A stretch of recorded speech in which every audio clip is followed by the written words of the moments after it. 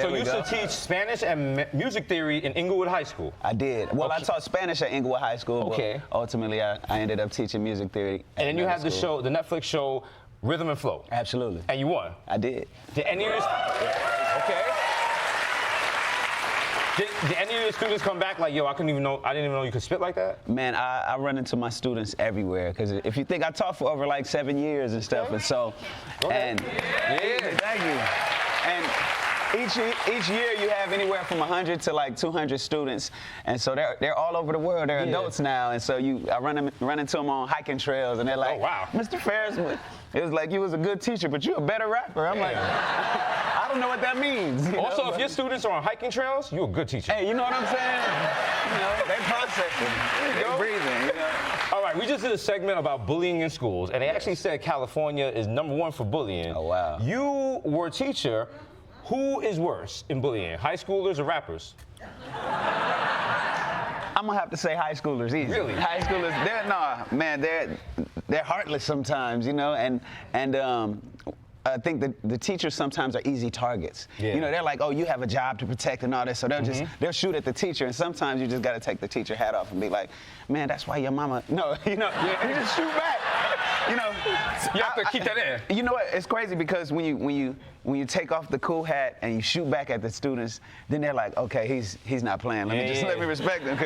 Their biggest fear is the fear of being embarrassed. So you might have to pick at it one time, and not, of course, not overboard, but let them know that you there, you in the moment, Got you. So your family's in the business. Absolutely. Musical family. Your brother is Sir? My brother is Sir. Okay.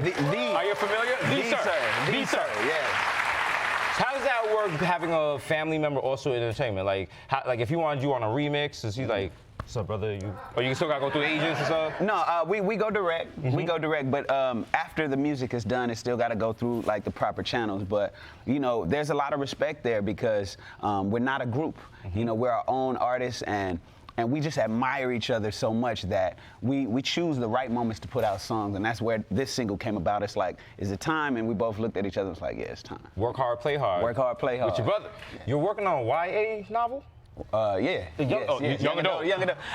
Man, there's so many acronyms in my head. I'm like, YA, Yeah, you know what? I used to work in a library, so I'm being like the wild nerd right now. Because I'm like, YA, don't they call juvenile hall YA? I'm like, I don't know, but. Oh, wow, that's some Inglewood shit right there, dog. Hey, I went to YA for 3 years, and it was hard. But no, shout out to you, because, like, as a black man writing a YA novel. Yes. Do you feel like you have more teaching to do? You have more insight to give the youth? Absolutely. I'm an educator by trade. I'm an educator at heart, but I'm also critical of the education system. I won't go into it. It's just,